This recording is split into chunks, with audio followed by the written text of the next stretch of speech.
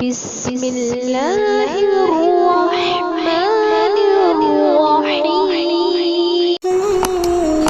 السلام علیکم ورحمۃ اللہ وبرکاتہ۔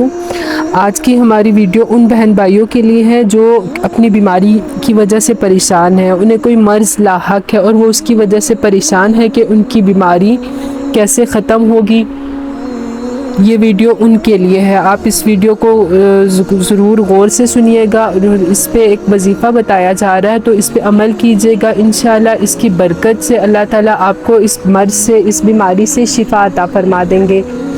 کیونکہ قرآن پاک کی ہر آیت میں شفا ہے۔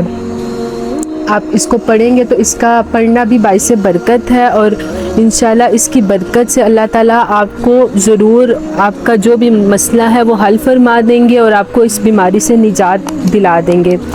آپ اس ویڈیو کو دوسرے مسلمان بہن بھائیوں کو بھی شیئر کیجیے گا، ہو سکتا ہے کہ انہیں بھی کوئی مرض لاحق ہو، وہ بھی آپ کی طرح بہت پریشان ہو، اور آپ کے ایک شیئر کرنے سے ان کی مصیبت، ان کی پریشانی، ان کی جو بیماری ہے وہ بھی ختم ہو جائے، اور وہ جب ان کی بیماری ختم ہوگی تو آپ کو دل سے دعا دیں گے، اللہ تعالیٰ اس کا اجر آپ کو بھی عطا فرمائیں گے انشاءاللہ۔ وہ مسلمان بہن بھائی جنہیں کوئی بھی مرض لاحق ہے، جیسے یرکان ہے، کوئی بھی بڑی سے بڑی بیماری ہے، دل کے مسئلے ہیں، ہیپیٹائٹس، شوگر، کوئی بھی پیچیدہ مرض لاحق ہے، کینسر کی بیماری ہے، گردوں کے مسئلے ہیں، یا بخار کا مسئلہ ہے، کوئی بھی پریشانی، کوئی بھی بیماری، کسی بھی قسم کی بیماری کے لیے آپ نے یہ عمل کرنا ہے۔ آپ نے کرنا کیا ہے، یہ سورہ نساء کی آیت نمبر 4 ہے، آپ نے اس آیت کو پڑھنا ہے، فَكُلُوهُ هَنِيئًا مَرِيئًا، بس یہ آدھی آیت آپ نے پڑھنی ہے۔ آپ نے کیا کرنا ہے، ایک بارش کا پانی آپ نے لینا ہے اور تھوڑا سا شہد لینا ہے، آپ نے شہد میں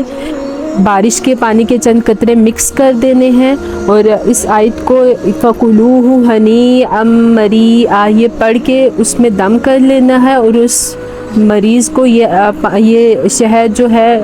کھلا دینا ہے۔ انشاءاللہ اس کی برکت سے کوئی بھی مرض ہو، اللہ تعالیٰ آپ کو ضرور شفا عطا فرمائیں گے۔ اگر ویڈیو اچھی لگے تو اس پیغام کو اپنے دوسرے مسلمان بہن بھائیوں کو لازمی شیئر کیجیے گا، اور اگر آپ کو کوئی یہ وظیفہ سمجھ نہ آئے، کسی بھی بات کی سمجھ نہ آئے، تو آپ کمنٹ کر کے پوچھ سکتے ہیں۔